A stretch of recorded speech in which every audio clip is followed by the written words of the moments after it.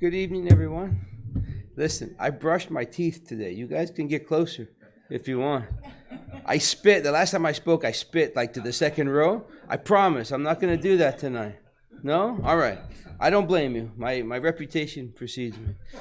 All right. So first, my usual disclaimer. I can't take credit for any of the stuff I'm going to talk to you tonight. It all came from the Spirit's book and the Gospel according to Spiritism. What we're going to talk about tonight is finding balance. We live in a world that is full of ups and downs, temptations, stresses, obligations. It's hard sometimes to find a way to stay off the roller coaster. So we're going to spend some time talking about that. We're going to talk about the law of preservation. And then, some of the stress that's caused by this material life that we lead also makes us wonder sometimes, is it okay to pursue material things? Is it okay to be successful? Is it okay to have possessions, right? We talk about that a lot. People talk about money being the root of all evil sometimes. So we're going to dive into that from a Spiritist perspective. If I were to boil down tonight in one or two sentences, it would really just be about living your life first and foremost for moral development. And all these other things that come into play are essential because we are material, right? We are living a material life, one life of many. And there's a way to balance all of this so that we can live the human life as part of our spiritual experience and as one life in many lives to follow for our spirit. So that's the end. We can go home now. All right? You feel bad? No, I'm just kidding. But that's, if I were to boil it down, that's the takeaway for all of us tonight. Is there's a way to accomplish both and have balance in the process. So let's get started. Top 4 causes of stress.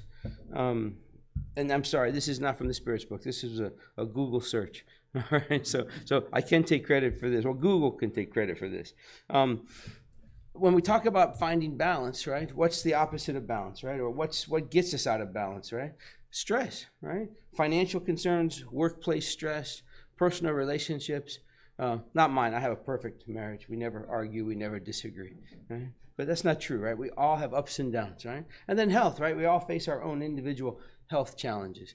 I inevitably, whenever I start to get a little heavy and I want to lose some weight, like Tim said in the beginning, next thing you know, everybody's bringing snacks into the office. There was pizza yesterday. There were croissants today, right? We face different health challenges, and all these things can take us out of balance.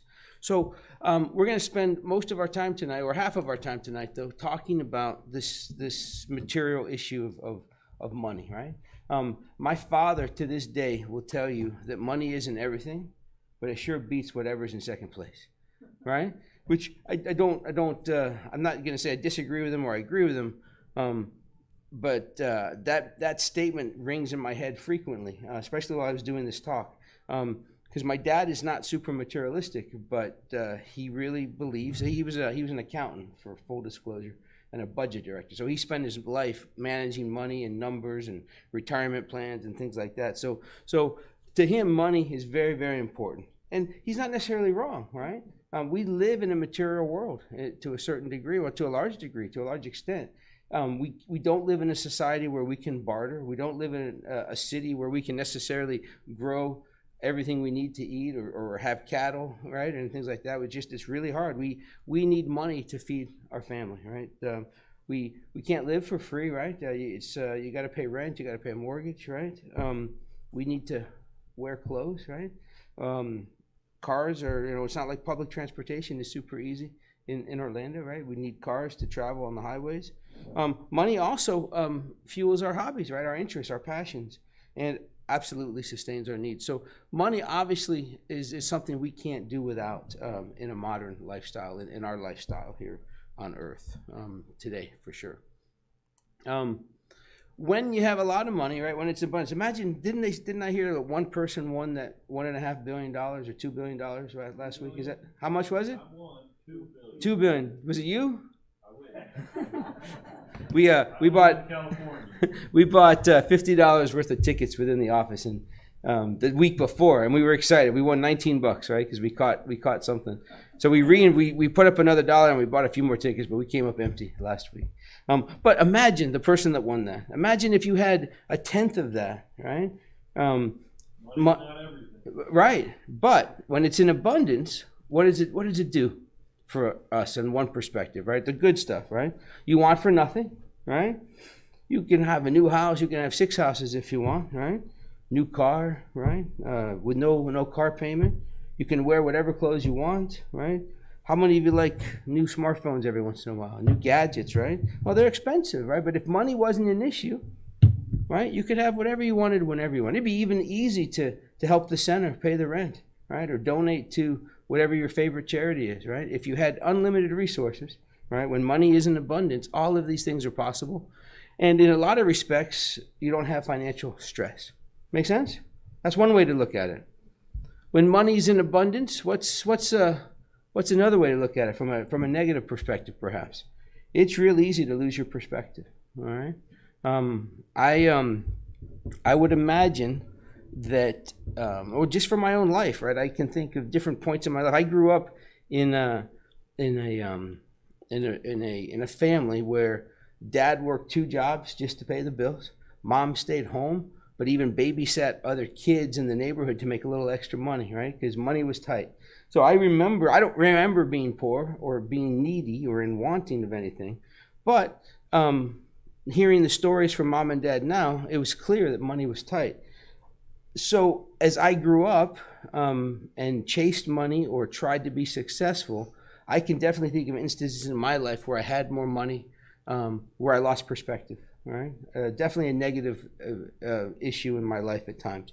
I don't think I ever compromised my values to make money, but it's possible, right? If you need money, if you want more money, if money is your purpose, it's very easy to lower your standards, perhaps, to lower the quality of your work, maybe take advantage of people, hire them, pay them less, not pay your bills, right? We could compromise our integrity and our values to get more.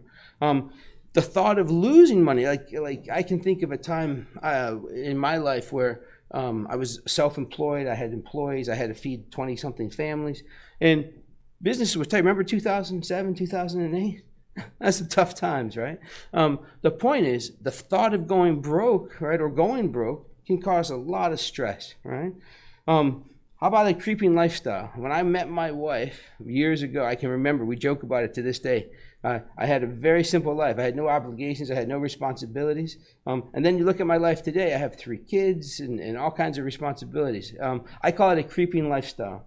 What used to be a luxury, is now like a necessity at times because we've just gotten used to a different standard, right? So that creates false needs. I don't need 6 different streaming platforms on my smart TV, right?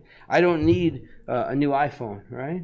But it's become my standard in some ways, right? Not necessarily the new iPhone. I think I still have an 11, so I'm doing okay.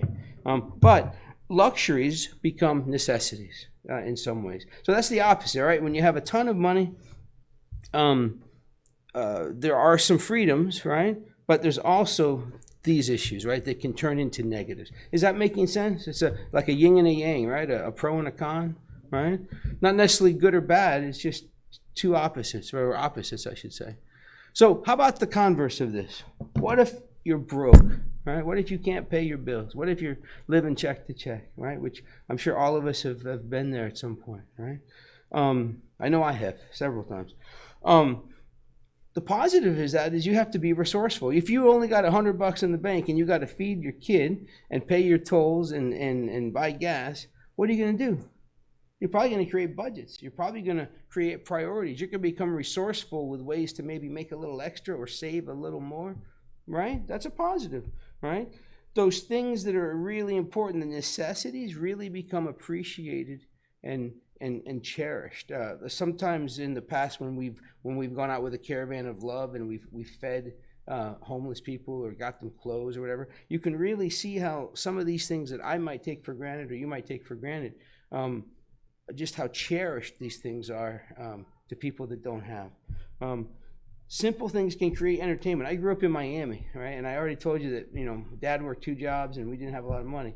But I can remember on Saturdays, my dad would put me in the car and we drive down to the international airport on the side of the airport, the like the access road, and he had this this radio that picked up the air traffic controllers, right? And we'd sit there for hours and we'd listen to air traffic control and the pilots, and you could see the tail number, and it's like it didn't cost us a dime, and we had a blast, right? So little things can create entertainment. How many of you have kids that on Christmas Day, right, they open 6 boxes, 10 boxes, and before you know it, they're not playing with the toys, they're playing with the boxes, right? Simple things create entertainment, right? You don't need park passes or whatever we're into, right?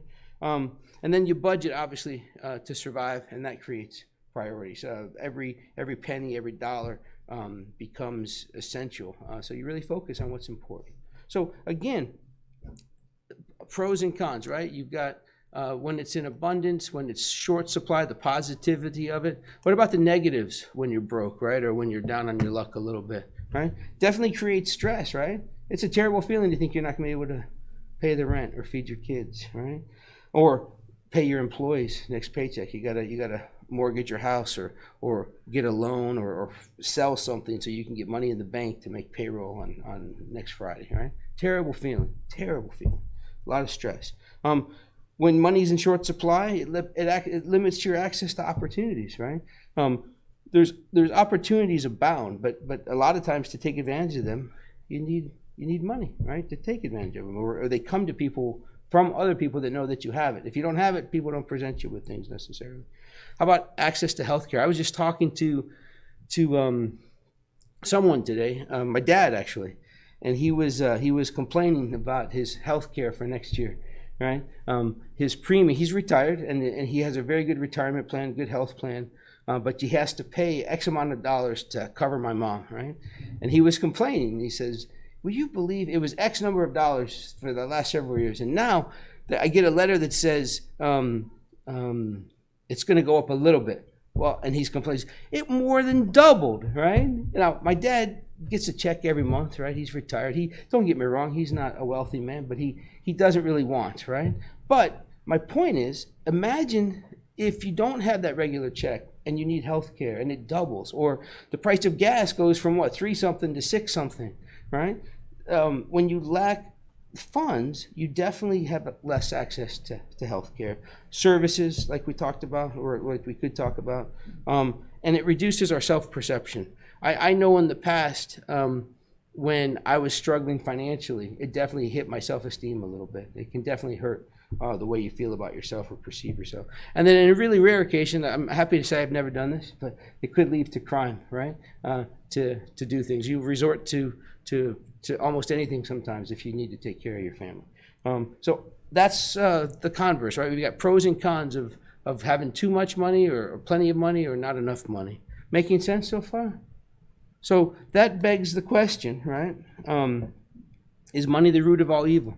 Right? We hear that a lot, right? There's always a discussion about money, and it goes all the way back to different biblical phrases. The point here, though, is with or without money, we all face the same challenges. Whether I got $1 million in the bank or I got a penny in the bank, I still got to feed my family. I still got to provide shelter. I've still got to get to work or find a job. I've got to buy clothes. I got to buy food. I got to have a place to live, right? It doesn't matter, right? We all face the same challenges. And money is important, but the question is it the root of all evil? And I believe what you'll find also, the flip side of that, right? We're talking about money, and then if we don't have money, right, does it breed innovation? And the reason I put that question in there, right, or why that question was in the talk is when we talk about innovation, this is a common saying, right? And this was I forget the question in the Spirits book, but they asked the question, right, does necessity necessarily breed innovation? Well, it does, but sometimes that innovation is negative, right? There's some brilliant people out there, some industrious people that find ways to use their innovation to hurt people, right? To rob them, to steal from them, to scam them, right? So the question here, is money the root of all evil? We can answer that a couple different ways. And this one is always considered a positive thing, like necessity breeds innovation. Well, yeah, most of the time we can talk about it like that, but it also can breed some negative things. for all of you that get those emails that you just inherited $10 million, but you have to call me, right, to get it. It's that kind of stuff, right? So biblically, right, if you read different chapters, different verses when money comes up, biblically it really does not appear that God or the authors of the Bible or Christ and the gospel condemn money. It doesn't appear that money is a bad thing. Rather, it's our pursuit of it, right? What will we do for money? How important is it to us? What bad actions will we commit? If we love it too much, it'll lead us astray because we'll do things for it. We'll hurt people. We'll take advantage of people. We'll lower our morals, our values to get more of it. So the point here is money it serves a purpose, right? My dad, like I said, he always said that money's not everything, but it beats whatever's in second place, right? His point, I think, right, or what my take from that is money definitely serves a purpose, right? But it should not be our purpose. We should not be living our life for money. And I can think from my own life, right? There's been different points in my life where I chased money. You know what happened every time? I lost money, right? I was always without. I was always wanting more. I never had enough. And then there's been times in my life when I've had plenty of money. And it dawned on me that those are the times that I didn't worry about money. I was helping people. I was serving. I was doing good things. And this just really rang true for me, right? If money is your purpose, you're heading down the wrong road. If serving others, right, is your purpose, right, then it's all good. Does that make sense? I feel like I'm rambling, but no, everybody's with me? Nobody's sleeping? Good. I don't have to spray, right? That's good. All right. So that leads us into the Spirit's book now, all right, the law of preservation. And one of the laws, right, that we live by, that we talk about, is self-preservation, right? We have a duty to stay alive, right? From the beginning of time, right? We've had to stay alive, perpetuate the species. For us, from a spiritist perspective, it's not just about materially living and staying alive. It's also about evolving morally.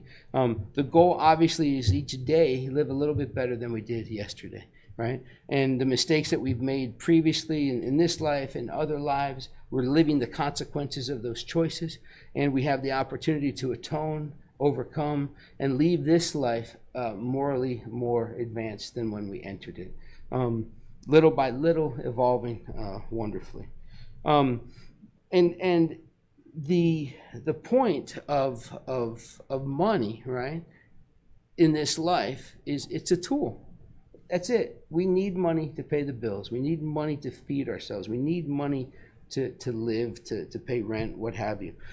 So it's truly a tool for self-preservation, not to be looked at negatively or positively necessarily.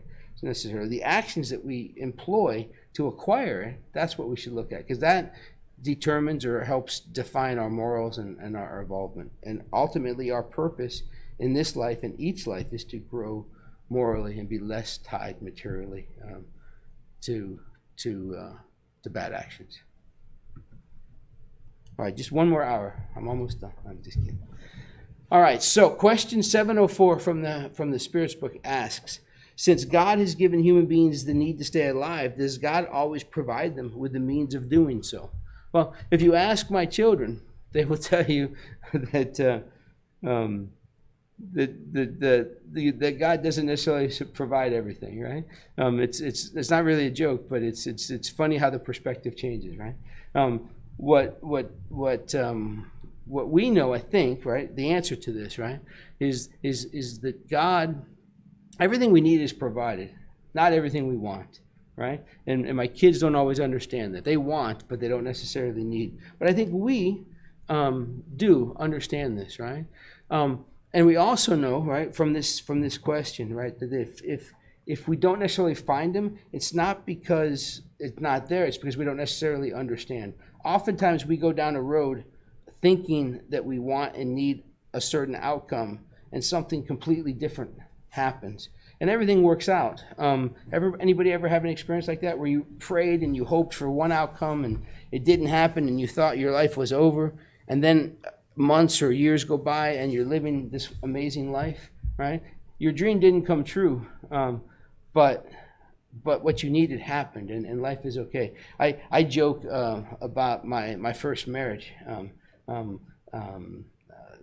When that ended, it wasn't my idea, and I was very, very painful, terrible experience, and I thought my life was over. Well, that was over 20-something years ago, and I have to pinch myself, right? Because I'm married to my wife today for almost 18 years. I have 3 amazing daughters. Every dream I could ever think of happening is happening, and at the time of that terrible experience, I would have thought my life was over, and I didn't want to live anymore. So the point is, what I wanted didn't happen, but what I needed to happen actually happened. And I think we can all tell stories about this in our lives. The point here to the answer to question 704 is that the spirits told Kardec that God could not have given humans the need to stay alive without also giving them the means. You wouldn't be here if you didn't have what you needed to thrive and survive. It may not be what you want always, but you definitely have access to everything you need. Furthermore, right, they said that the Creator caused the earth to produce in such a way as to provide for the needs of all inhabitants, for only that which is necessary is useful. Which begs the question, and we'll talk about this a little bit more, if that's the case, if the earth has everything we need for everyone, then why is there such disparity, right, in populations and societies, when we're told that everything that's needed for each of us is here on the earth? So that's the next question, right? 707. The why do we want? Why do we have people wanting? So Kardec asks, the means of subsistence are frequently lacking for certain individuals, even in the midst of the abundance around them. To what is this fact due? Why are some people wanting and in need? And the answer that he was given was it's primarily due to the selfishness of humans. Does that resonate? I'm convinced that all of my problems are hinged or based in ego and pride of mine, right? And all that stems from selfishness, right? The more selfish I am, the more problems I have. The less selfish I am, the more abundance I seem to have. So primarily due to the selfishness of humans who do not always do what they should do, right? Most frequently due to themselves. And then they go on to say, seek and you shall find does not simply mean that it's enough to look to the earth, right? Just open your eyes and ask, right? To look for it in order to find what you desire. That you actually have to seek with ardor and perseverance, not with indifference. Seek and you shall find means you got to work a little bit. You got to try. Don't be discouraged by obstacles. Don't quit at the first no. Don't quit at the first turn of negativity. These obstacles frequently, we're told, are simply means of testing your tenacity, testing your patience and firmness. And that if you can be persistent, how many of you remember or have kids that when they were really young, they never took your first answer, right? You said no, they asked again. You said no, they asked again. And it seems like the older we get, the more often we are to take no for an answer. There's a great book, it's a business book, that says start with no. It doesn't apply to this, but it's a good read on the power of no and how to handle it. And what question 707 is really hitting home is it's very easy for us to get into our situation, whatever it is, our material situation. We're going through X or Y or Z, and this is all we've known, and we just keep doing it. We might pray about it, we might be looking for answers, but it takes more than just asking. We have to be persistent, we have to look for new ways, we have to try new things, and they realize that we don't always get what we want, but we will be provided with what we need as long as we keep trying. I'm making this sound easy, aren't I? Yeah. All right, so necessary. We all have the same basic needs. We talked about that, right? Food, water, shelter, substance. Money is how we fulfill those basic needs. It's just a tool, right, in this material life. We all need it to live a human life these days. The balance issue comes, right, in the temptation that we face, right? As I talked about in a few slides, right, the pursuit to be successful, the pursuit to acquire material wants and needs to provide for the family, right? It leads us down the road of temptation. I've been guilty of it. We've all been guilty of it, I'm sure, to some degree. Well, that temptation tests us, right? So from those tests that we're presented with in this pursuit, in this life, our actions create consequences, and we're all living the consequences of those tests, our choices to those tests. And ultimately, the life I'm living today is determined by those choices I made when I was tempted in the past. And the life I live tomorrow is how I'm reacting to the choices today. Make sense? Awesome.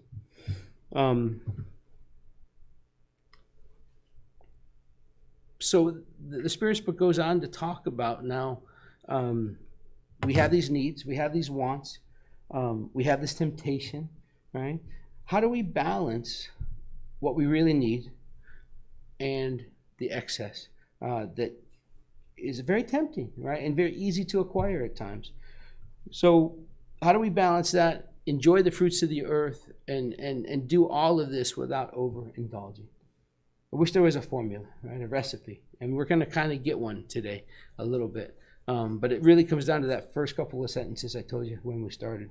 But let's walk through the different questions in the Spirit's book. All right, question 711, right? It asks, is the use of the fruits of the earth a right of all humans? A right, like, are we entitled to the use of all the fruits of the earth? What do you think? Is it a right? Privilege? An entitlement? Well, the Spirits tell Kardec that right is a consequence of the need to stay alive, right? We're brought into the world. We're a living being, a spiritual being in a physical body. God would not impose the duty to persevere and to live without granting us the means to fulfill it. So again, whatever our situation, whatever our lot in this life that we've created based on our previous choices, there's always a solution. There's always something to learn. There's always a way to persevere and move forward positively. Because again, we wouldn't be in these opportunities, in these situations. God would not impose those on us without also giving us the opportunity and the means to persevere. Easy, right? Why does it seem so hard then, right? So difficult at times. Question 712 Kardec asked, towards what end has God made the enjoyment of material things attractive? That's a great question, right? Some things are so tempting.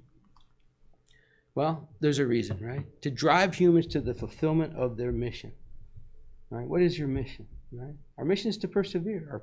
Our mission is to grow and evolve morally, not materially, right? We're supposed to evolve morally.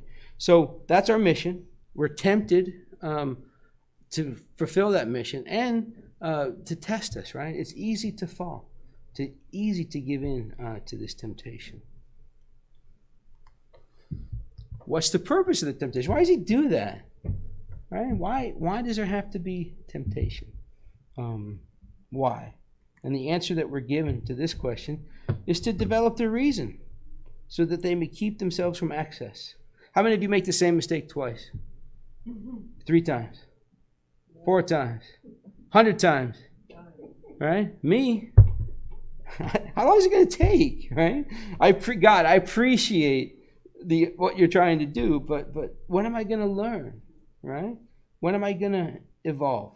And the truth of the matter is, little by little, I am evolving. You're evolving. Look, where are we on a Thursday night? We're in a Spiritism center, listening to some guy talk about temptation, right? There's got to be something more exciting going on in town, but we're here. So little by little, we're evolving, all right? So 715 asks, right, how can people know the limit of what is necessary? I just asked you, right? 100 times, 500 times, how many times do we make the same mistake? How will people know the limit of what is necessary? Well, I love this answer, right? It says, those that are sensible know by intuition, right? Many recognize it at the cost of their own experience. And I think the truth is, right, for me, probably for all of us, is when I'm messing up and I'm not making the right choices, I know the intuition is there. This answer is perfect, right? The sensible know by intuition. So sensibly, my intuition's good, but I'm not so smart, right? Because I don't listen to that intuition. I don't listen to my guardian angel. I don't listen to that little angel. I listen to the devil on this shoulder sometimes, right? As opposed to the angel over here. But based on my experience of making mistakes, little by little, this comes true, right?